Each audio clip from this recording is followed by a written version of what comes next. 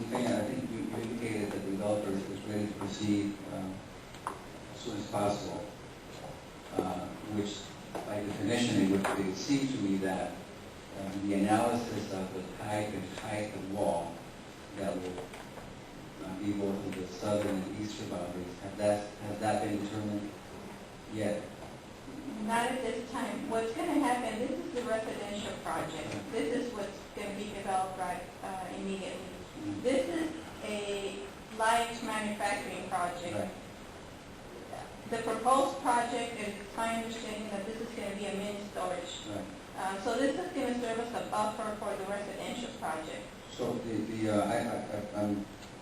I understood from the report of that the wall will go as part of phase one. Yeah, the residential project will be required to have a block wall. Now this is where we're, depending on how the storage units are placed, the storage units might serve as a wall. The concern of having a wall here would be the graffiti and problems such as those. So what staff is saying is, okay, the noise study, the main issue is noise in this area. So the noise study will dictate if it needs a block wall or if the mini storage wall will serve as the adequate buffer for the noise levels. So that's how the condition reads. Okay, because I'm looking at it's not numbered, but it's the second to the last page on the report. Mm-hmm. Where it lists the amendments and the conditions. If you look at condition number 9 and look at the last sentence there, the type of wall and height required along the eastern boundary of lot 2. Yeah, this would be lot 2. And then you skip the other. Shall be determined by the result of the qualified noise analysis. So has that noise analysis been done? No. So there is a possibility that there may not be a wall there at all, and that the only buffer will be the storage facility? There's a possibility, yes, that the storage facility will serve also as a wall, and I understand that's typical. However, we need to explore that further. That's why we're relying on the noise study. That wouldn't have been done as part of the, I was in the council when this came before the council initially. That wouldn't have been done as part of the either mitigated bed or some of our. I'm not sure whether at that time there was a project for that site. We just knew that it was going to be light manufacturing. Now, so at that time that the mitigated negative declaration was prepared, there was no project that could be analyzed. It was just analyzed as a light industrial project. I think the unknown factor of the mitigation of the impact to the resident is going to be Also worried about the access issues with regard to that second. I'm sorry, access to the railroad right of way with that second parcel is also quite important.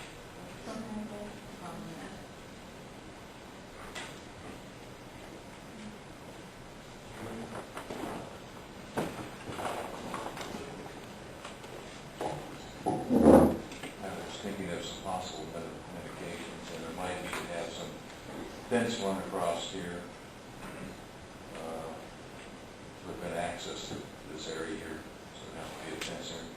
And then that's the wall issue. The traffic issue, you have a good point. If in the future we have other projects come in and there are direct impacts where you need the widening done here for phase 2, we should at least probably look at adding a condition that we get the right of way at this time. And maybe have language in there so that if another project triggers a direct impact where we have to widen on the east side of 8th Street in the future, that we get a payback. I think we should probably look at condition getting more right of way at this time. I believe that's condition number 4, provides for the right of way for the entire 8th Street. Well, one of the conditions I noticed was phase 2 that they wouldn't dedicate the additional right-of-way for the southbound left turn here. Okay, first. Well, I guess that's a little bit questionable. Condition 4 says the street right of way, and it says final maps for lots 1 and 2, all street, the way it presented to us, are all right of way, which I think what Mr. Hernandez is referring to. Okay, good. I mean, let's clarify that, but that's the way I read it. So, kind of that the way you understand it, that we will have all right of way? Under Ron, phase you one. understand that to be the case? Okay, okay, thank you. All right, so that, at least, that particular issue is been determined. Ms. Sanders, you had a question? Well, I'm trying to get a feel for the skittishness that we're expressing here as we go through these conditions. And I think it's because of what we have noticed in the housing market, regardless whether it's affordable or otherwise, and what's going on in some of our neighboring communities. And it's very difficult to project what the future holds. But I want to believe, and maybe that's the optimism that I want to bring forward, I want to believe that individuals would actually, if a condition is here, that one would not back away from it. I fully understand and appreciate your comments, though, as it relates to the IID.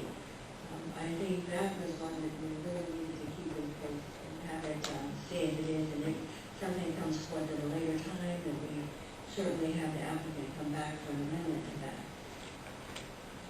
And I don't know whether one can actually say if it's time for us to move on this. There are several comments that staff has made that lead me to believe that the analysis and interpretation was based on one set of scenarios. And now we have a different set of scenarios. One set was that this was going to be done in a holistic approach. Now we're asked to do something from a phasing approach. And the scenarios are not, they're not able to interface to the extent that there's clarity as to when something will be triggered to actually get the applicant to fulfill the requirements of the space and these conditions. Is that a fair interpretation of what's going on? I hear, for example, the traffic study, the gentleman representing the traffic saying, well, we didn't take that into consideration. We don't know if this was done. We looked at it from a different perspective. Now, there's a little bit of confusion, at least on my part. As you know, earlier on I said I thought I was satisfied, but based upon the dialogue that has taken place, it is bringing some level of unease. Yes, I agree with your statement that it was done with the intent that, the belief that the full project will be built out. However, I would like to offer you one little bit of information is that for the fair share cost, and maybe this may appease the council, that the total fair share cost for the project is 14%. Looking at the numbers really quickly between phase 1 and phase 2, phase 1 generates about 60% of the total trips. Phase 2 generates the balance of 40. If you were perhaps conditioned, if you are in agreement, prorate that fair share for each of the phases, that would alleviate, that issue. Let me just state that I would not be averse to this coming back after staff has had some time to work through, because I really do feel that we have conditioned too much on phase 2 without taking into consideration what if phase 2 never is completed. And I think that we have serious right-of-way issues. I think we have serious issues with regard to children in that area as additional development continues to come online. So I'm wondering, do we spend time going through each of these, or as perhaps the traffic engineer suggested, maybe doing a little bit of tweaking and fine-tuning to really differentiate the impacts by phasing rather than allowing it all to be deferred to the second phase. Before I entertain that, and I've allowed everybody to speak, I'd like to allow Mr. Solomon to speak, and then I would like to add some comments, and then we can have that discussion.